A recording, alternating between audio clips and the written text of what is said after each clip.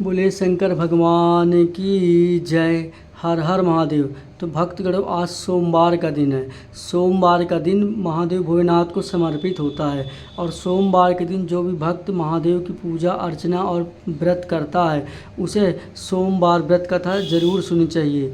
तो बड़े श्रद्धा भाव से सोमवार व्रत कथा आप सभी सुने और महादेव भोलेनाथ की पूजा अर्चना ज़रूर करें। वैसे तो महादेव की पूजा अर्चना हम रोज़ ही करते हैं, पर जो सोमवार का दिन होता है वह महादेव को ही समर्पित होता है। इसलिए सोमवार के दिन हमें बड़े श्रद्धा भाव से महादेव भगवान की पूजा अर्चना और बड़े प्रेम से उनका व्रत करना चाहिए। व्रत के पश्चात भोलेनाथ की व्रत कथा ज़रूर सुने। व्रत कथा सुनने से आप सभी भक्तों के सारी मनोकामना महादेव ज़रूर पूर्ण करते हैं और महादेव की पूजा अर्चना करते रहें और सोमवार व्रत कथा आप सभी सुने। तो आइए बड़े श्रद्धा भाव से महादेव भोलेनाथ की सोमवार व्रत कथा हम सभी रसपान करते हैं इस सोमवार के पावन दिन पर। एक साहूकार बहुत अमीर था, उसके पास धन की कोई कमी नहीं थी। साहूकार के पास सभी सुख ऐश्वर्य और साधन थे, किंतु उसको एक ही बहुत दुख था कि उसके कोई औलाद ना थी।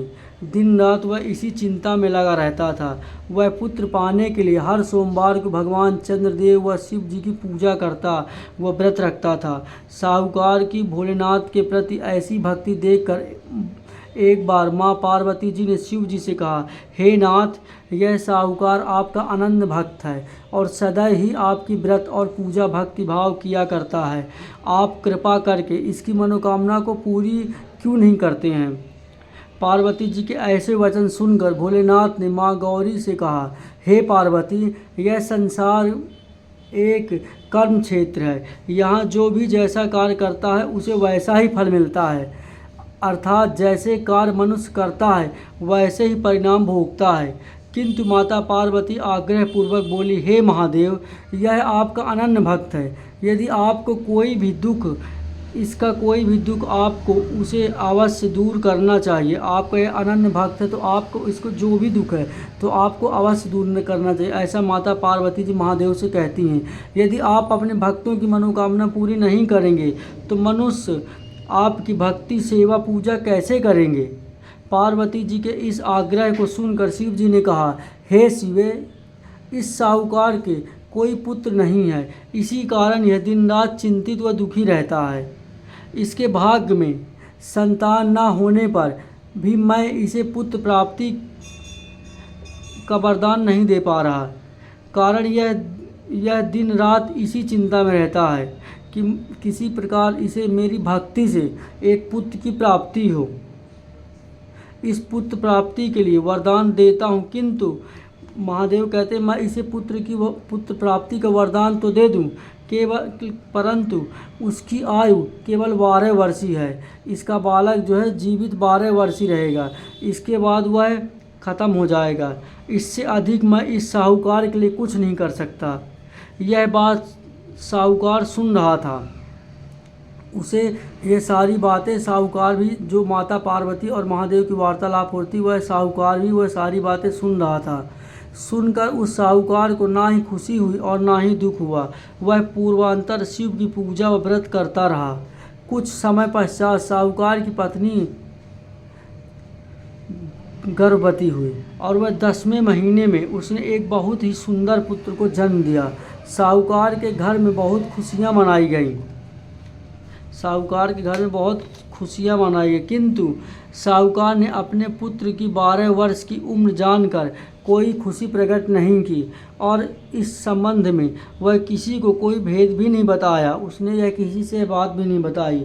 वह बालक धीरे धीरे बड़ा होने लगा। जब वह बालक 11 साल का हो गया तो बालक की माता ने साहूकार से कहा उसके विवाह के लिए साहूकार की घरवाली साहूकार से कहने लगी। किंतु साहूकार ने कहा कि मैं इसे काशी जी पढ़ने भेजना चाहता हूँ। साहूकार कहने लगा कि मैं इस बालक को काशी पढ़ने भेजना चाहता हूँ। अतः उसने अपने साले को बुलाकर कहा कि तुम इस बालक को काशी पढ़ने ले जाओ और इसे विधि विधान शिक्षा ग्रहण कराओ। साहूकार ने उसको बहुत सा धन देकर कहा कि रास्ते में जहाँ भी कहीं भी ठहरो वहाँ पर आप यज्ञ आदि और ब्राह्मणों को दान दक्षिणा भोजन आदि कराकर ही आगे का प्रस्थान करना। मामा भांजे रास्ते में चलने लगे और जैसी जहाँ भी ठहरते वहाँ यज्ञ कराते और दान दक्षिणा करते और ब्राह्मणों को भोजन कराते हुए आगे चलने लगे। रास्ते में एक शहर पड़ा, जहाँ उस शहर में राजा की कन्या का विवाह था। एक अन्य राजा का लड़का बारात लेकर आया था, लेकिन वह एक आंख से काना था। लड़के के पिता को इस बात की बहुत चिंता थी कि कहीं लड़की वाले इसको देख न ले कि यह काना है। इस डर से कहीं वह बारात वापसी न चली जाए। वह देख रहा था कि मुझे कोई सुंदर सा बालक दिख जाए ताकि मैं उसकी शादी उस राजकुमारी से करा दूं और बाद में उस लड़के को धन बहुत सा देकर उसे वापसी भेजकर और कन्या को अपने साथ विदा कर लाऊं। यह देखकर कन्या के माता पिता विवाह में किसी प्रकार की अड़चन न डाले, इसी कारण उसने साहूकार के बेटे को देखा। वह बहुत सुंदर था और देखने में हष्टपुष्ट और बहुत सुंदर दिखता था। तब उस राजा के मन में विचार आया, क्यों ना इस लड़के से विवाह कर कार्य पूरा करा लूँ। यह विचार कर उसने लड़के और उसके मामा से कहा कि यदि आपका ये लड़का मेरे लड़के की जगह दूल्हा बन जाए और फेरे कर कन्यादान कार्य पूरा कर दे तो आपकी बड़ी कृपा होगी, हम आपको बहुत सारा धन देंगे। साहूकार के लड़के और उसके मामा ने यह बात स्वीकार कर ली और विवाह का काम भली प्रकार से पूरा हो गया। जब वह लड़का जाने लगा तो उसने चुपके से राजकुमारी की चुनरी पर यह लिख दिया कि ये तेरे से जिससे तेरा विवाह होने वाला था वह एक आँख से काना है और तेरा विवाह मेरे साथ हुआ है, पर मैं अब काशी पढ़ने के लिए जा रहा हूँ। राजकुमारी ने जब इस प्रकार का लिखा अपनी चुन्नी में देखा तो काने राजकुमार के साथ जाने से इनकार कर दिया और कहा कि यह मेरा पति नहीं है। मेरा विवाह जिसके साथ हुआ वह काशी पढ़ने के लिए गया है।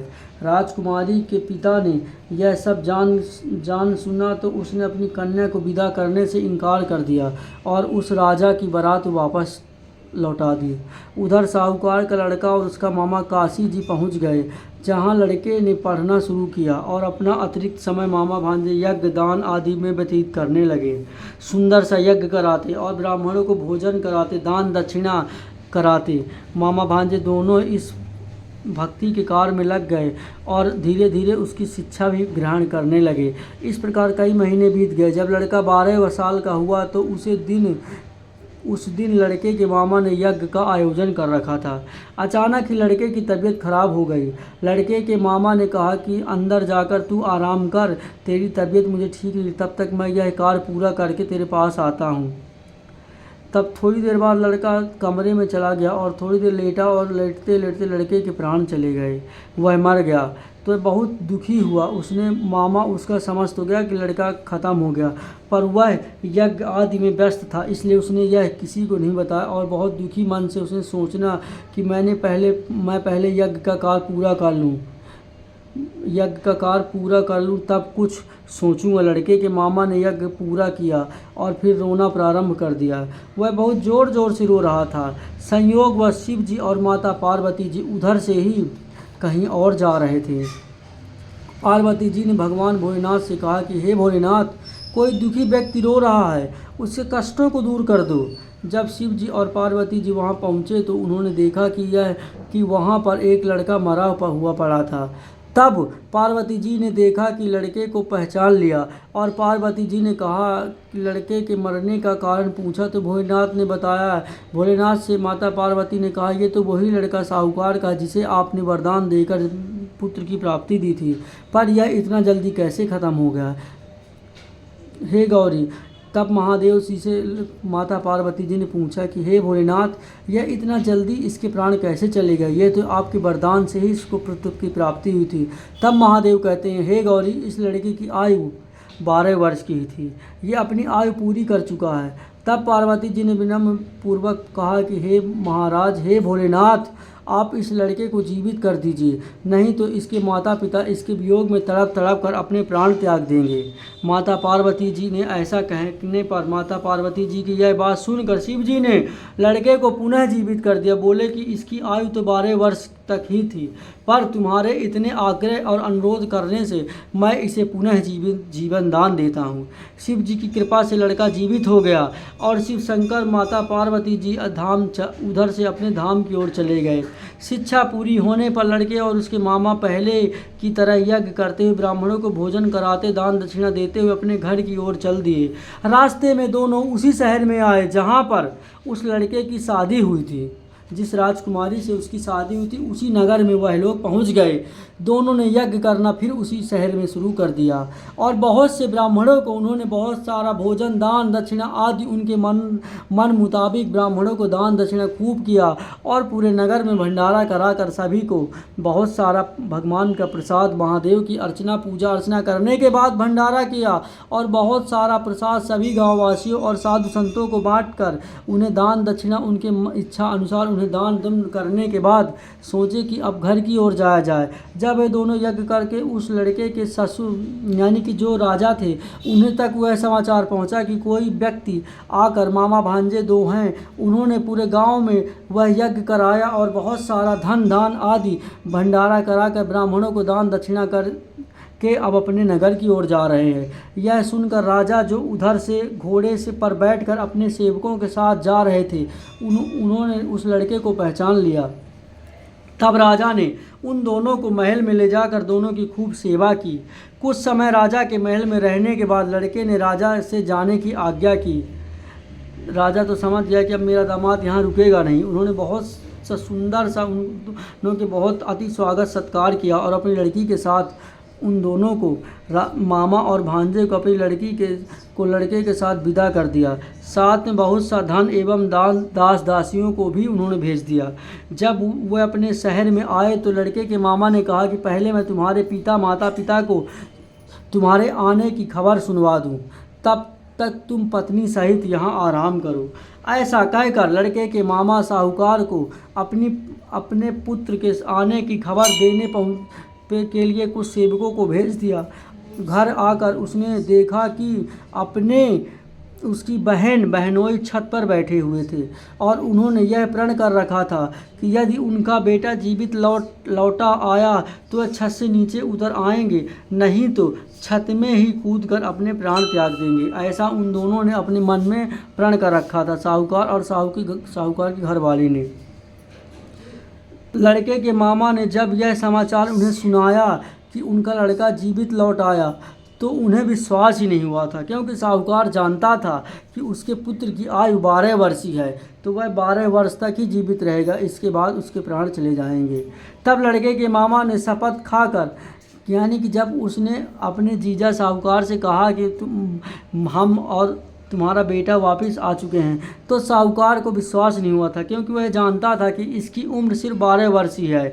तो उसने अपने साले को खूब शपथ दी और कहा कि तुम कसम खाओ कि मेरा बेटा ही जीवित आया है।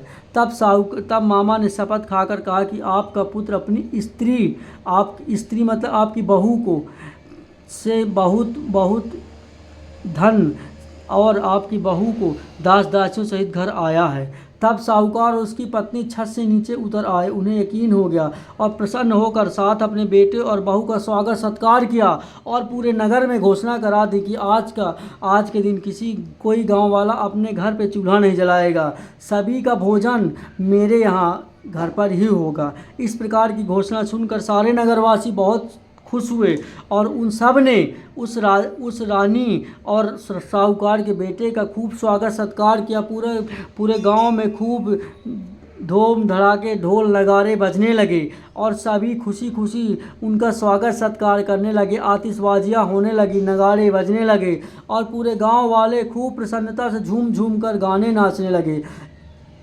प्रसन्न होकर वो सब अपने ही नगर में खूब जोर जोर से नाचने कूदने लगे और राजा उस साहूकार के बेटे और उसकी रानी की जय जयकार करने लगे। इस प्रकार भक्ति के भाव से जो प्राणी सोमवार का व्रत पालन करता है तथा प्रेम पूर्वक इस कथा को सुनता या पढ़ता है, उसके सभी कष्ट दूर होते हैं और महादेव भोलेनाथ उनकी सारी मनोकामना पूर्ण करते हैं। इस लोक में तो उन्हें सुख मिलता ही मिलता है। सुख सुविधाओं को भोग कर अंत में जब वह शिवलोक की प्राप्ति होती है, इस प्रकार सोमवार व्रत को करने से महादेव अपने शिवलोक में उन भक्तों को जगह देते हैं और उन्हें सब सुखों की प्राप्ति होती है। विशेष महत्व है इस व्रत के बारे में कहा गया है, यदि गृहिणी में जप, धन, हवन, उपवासन, दान आदि सत्कर्म करने से जो फल मिलता है वही फल सोमवार के व्रत से भी मिलता है। श्रावण के केदारनाथ का ब्रह्म कमल में पूजन, दर्शन, अर्चना तथा केदारनाथ क्षेत्र में निवास का विशेष महत्व है। इसी प्रकार भगवान शंकर प्रसन्न होकर शिव की कृपा प्राप्ति होती है। सोमवार का व्रत करने से महादेव आपकी सभी मनोकामनाएं पूर्ण करते हैं और शिवलोक में आपको सुख समृद्धि के साथ निवास मिलता है। तो आप सभी भक्तों को यह सोमवार कथा पसंद आए तो वीडियो को शेयर करिएगा और कमेंट में हर हर महादेव जरूर लिखिएगा। यह पावन सोमवार दिन है जो महादेव भोलेनाथ को अर्पण है और आप सभी भक्तगण महादेव को 1 लोटा जल जरूर अर्पण करें, क्योंकि गुरुजी हमेशा कहते हैं कि हर समस्या का हल 1 लोटा जल। तो आप महादेव की भक्ति भाव पर जरूर करें और 1 लोटा जल महादेव पर अर्पण करें और महादेव से यही कामना करें कि आपके जीवन में महादेव सुख समृद्धि लाएं और आपके सभी कष्टों को दूर करें। तो बोले मेरे भोलेनाथ महाराज की जय। हर हर महादेव। बोले उमा पार्वती मैया की जय। हर हर महादेव।